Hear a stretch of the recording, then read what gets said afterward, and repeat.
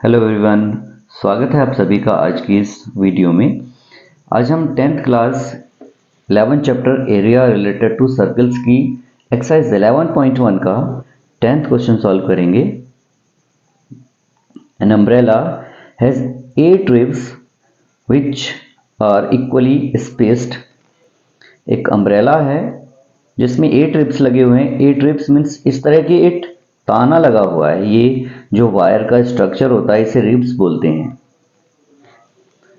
और ये equally spaced हैं, बराबर दूरी पर लगे हुए हैं। Assuming umbrella to be a flat circle of radius 45 centimetre. Umbrella एक सर्कल की शेप में है और जिसकी रेडियस 45 सेंटीमीटर है। Find the area between the two consecutive ribs of the umbrella. Umbrella की जो टू कॉन्जिक्यूटिव रिब्स हैं उनका एरिया चाहिए, उनके बीच में कितना एरिया बनता है, ये एरिया हमसे पूछा है। तो सबसे पहले लिखते हैं नंबर ऑफ रिब्स और जो सर्कल की शेप में अम्ब्रेला मिला है उसकी रेडियस क्या है। Radius of circle, radius of circle is equal to 45 centimetre and number of ribs are 8. Total number of ribs 8 हमें मिले हैं। अब हमें पूछा है कि जो एक सेक्टर बना है, दो रिब्स के बीच में एक जो सेक्टर बना है सर्कल में, इसका एरिया क्या है। तो एरिया निकालने के लिए सबसे पहले हमें रेडियस चाहिए जो हमें ऑलरेडी मिला हुआ है। एक एंगल चाहिए जो दोनों रिब्स के बीच में बनता है। ये एंगल हमारे पास नहीं है तो ये एंगल हम निकालेंगे। टोटल सर्कल को 8 रिब्स में डिवाइड किया गया है। अब यहां पे सर्कल में सेंट्रल एंगल 360 डिग्री का होता है। टोटल नंबर ऑफ रिब्स हमारे पास 8 हैं। इट मीन्स के सेंट्रल एंगल को 8 पार्ट्स में डिवाइड किया गया है। तो सबसे पहले हम एक पार्ट का कितना एंगल है वो निकाल लेते हैं। एक पार्ट का एंगल हमें निकालना है, यानी टू कॉन्जिक्यूटिव रिब्स के बीच में कितना एंगल बनता है।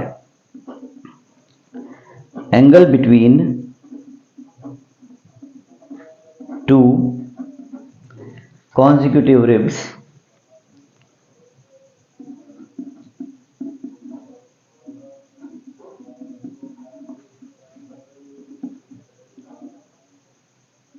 angle between two consecutive ribs is equal to central angle of the center 360 upon number of ribs. Ribs के थ्रू ये सेंट्रल एंगल कितने पार्ट्स में डिवाइड है, ये 8 पार्ट में डिवाइड है। तो 8 से हम इसको डिवाइड करेंगे तो 8 4 जा 32, 8 5 जा 40, 45 डिग्री का एंगल बनता है। ये थीटा की वैल्यू हमें मिल जाती है, यानी टू कॉन्जिक्यूटिव रिब्स के बीच में कितना एंगल बनता है 45 डिग्री। हमसे पूछा है टू कॉन्जिक्यूटिव रिब्स के बीच में कितना एरिया होता है। तो एरिया निकालते हैं। Area between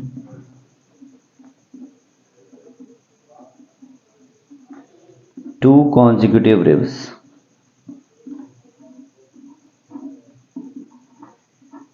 area between two consecutive ribs.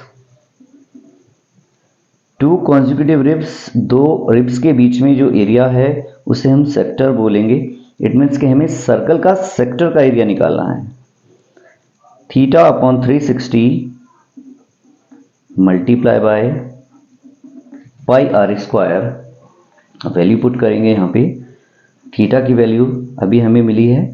Theta central angle two ribs के बीच में जो एंगल है 45 डिग्री। 45 अपॉन 360, पाई की वैल्यू पुट करेंगे 22 upon 7 multiply by r square. Radius की वैल्यू हमें 45 सेंटीमीटर मिली है तो 45 स्क्वायर करेंगे।